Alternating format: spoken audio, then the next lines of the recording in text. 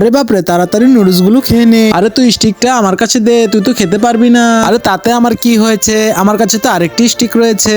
আরে বাপরে, ওর কাছে তো আরেকটি স্টিক রয়েছে। দে দে দে, তোর স্টিকটা আমাকে দিয়ে দে। তোমরা দুইজনে তো আমার কাছ থেকে স্টিকটি কেড়ে নিলে, এখন আমি কিভাবে খাবো?